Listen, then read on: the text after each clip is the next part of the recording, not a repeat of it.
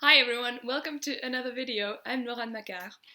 Today I'm going to talk about the books that I read last week, but before I start I want to show you something, some happy news. I talked in a previous video about me having rabbits, but the past couple of months I only had one.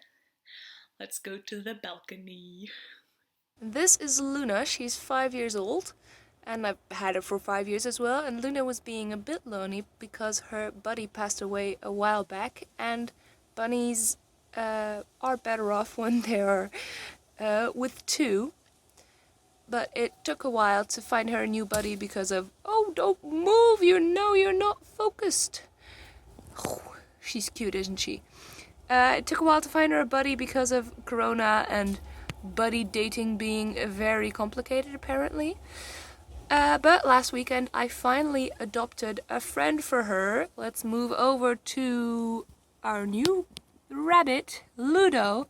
Ludo's 3 years old. He is twice as big as Luna, nearly. No, not really, but he is bigger than Luna. And last weekend they have gotten used to one another a bit more. At the beginning they were at the two separate sides of the balcony and not wanting to be near one another, but now they are usually next to one another. Now, I could talk about these rabbits for a very long time, but obviously that's not the point of the video, but I did want to show them off to you. Anyway, back to books. Back in my normal spot. Now, as for the books, I read two books last week. One is Invisible Women by Criado Perez, and the other one is A Winter's Promise by Christelle Dabos. I'm going to start with the non-fiction with Invisible Women. Now, this is a non-fiction that talks about how men design everything, and that when they design something or do research, they use their own experience to make decisions about what to design, how to design, etc.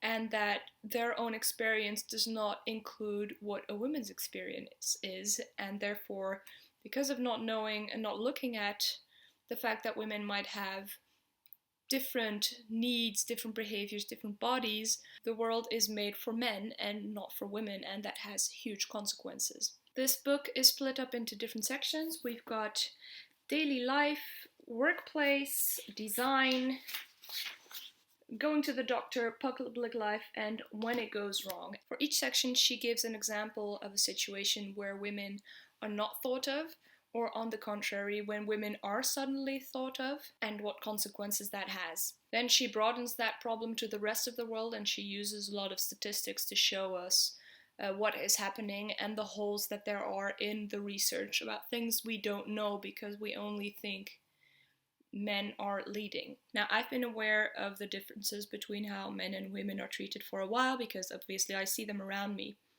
So I knew this was going to be full of ridiculous situations on how we approach things.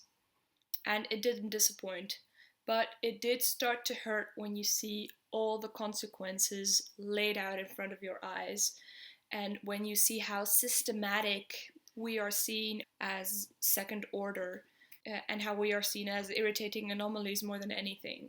I want to talk about one example to show this, just to give you a taste. Now, a lot of tech nowadays increasingly uses voice recognition, and there are companies that make obviously the voice recognition software, but apparently, who knew, women talk differently than men. Not only is our voice higher, but we also, for example, stretch out vowels more.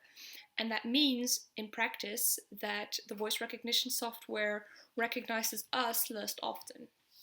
Now think, okay, that's only frustrating. It's not that big of a problem, but when you think of how much this is growing, it would mean that if you need voice recognition to come into your house, you might be blocked outside at one point because the voice recognition software doesn't recognize you saying open. But more importantly, not that long ago, you could ask Siri or Alexa where the nearest prostitutes were. But when you said, I am being raped, the answer would be, I do not recognize that, because it had simply not been programmed in, because it's not a problem that the people that design the software face. And that's where things start getting out of hand in my eyes. And here comes the most dumbfounding part. When it was brought to the attention of the designer of the voice recognition systems, The solution was to offer classes so that women would learn to speak like men. Instead of, in my eyes, a more logical solution of making sure that the voice recognition software also recognizes our very specific and alien type of talking. The list of subjects that this is a problem for is huge, and it's important for us to be aware of it. Not only women, but also men, especially when it comes to the medical world, where our heart attack symptoms are not the same as men's, and therefore we are not recognized often enough. And in this book you can find how often women die compared to how often men die, just because we're not seen as having a heart attack, and other examples. This book focuses explicitly on the difference between cisgender men and cisgender females, so it doesn't look at transgender women or people that are non-binary, which is a shame. It slightly touches upon black women on 1 or 2 points when it came to the displacement after a natural disaster or when it came to maternity leave, but it doesn't do more than that. And obviously there is so much information, I can understand that you kind of need to thin it down, but let's just say I'm looking forward to learning more about this topic and try to add my voice to making sure that the fact that we have other needs is heard of. So I highly recommend this book. You can also subscribe to a monthly newsletter by Caroline Criado Perez where she shows more examples. I'll leave a description to that in the description box below. Now, after having read this non-fiction and also with the other non-fiction I was reading, I was looking forward to picking up something that was a little bit more light. So I chose some fantasy, and I chose A Winter's Promise by Christelle Dabos, which is the first book in the Mirror Visitor series. As I previously said, this book is originally written in French, but unfortunately I was not aware. But I am normally going to go to France in a few weeks' time to visit some family, and I am planning on getting the rest of the series in French. I just hope they're gonna look alike or be at the same height. I really hate it when books of one series, or of one author even, have different heights and different everything, so fingers crossed. Now, this is a fantasy, and it's set in a world where a version of our planet has been shattered because God was angry, apparently. And on each of the parts that remain, which are called arcs, there lives one or more family, and each family has a special power. And then each member of the family has a certain version of that power.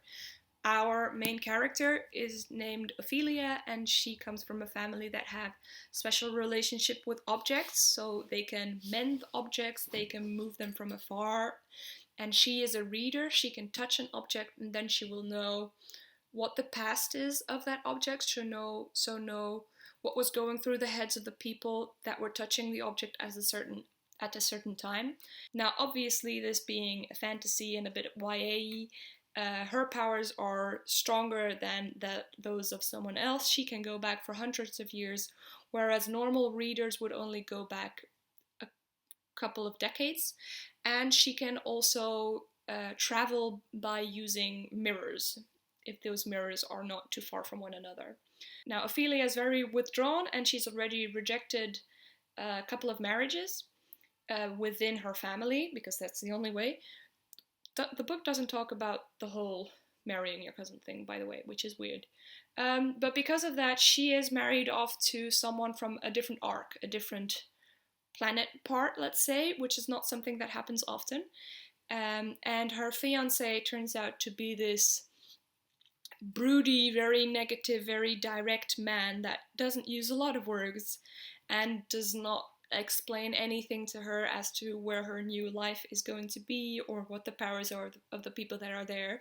So Ophelia is whisked off to the pole, which already sounds very inviting. It's this very cold place, obviously. Now, on the pole, nobility is in charge, and there are a couple of families, and murderous intent is not uncommon. So she has to pretty much on her own learn how to juggle all that and discover why it is that she's there. This was a delightful read. I think I read it in 2 days, and it's 500 pages or so. It's, stuff is happening because it's fantasy, but it's not that fast paced. It's not event, which I like. I like the main characters as well, especially Ophelia and her fiance Thorn. Now, one thing that I do dislike from this book is that we're not giving a lot of insights as to the rest of the world. We don't know, for example, how many arcs there are and what the power is of other families. And it does make sense because Ophelia doesn't know it, and sometimes giving all of that information can make a book feel a bit heavy.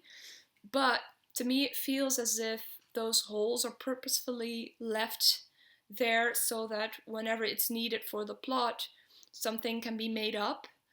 And that sometimes can feel random.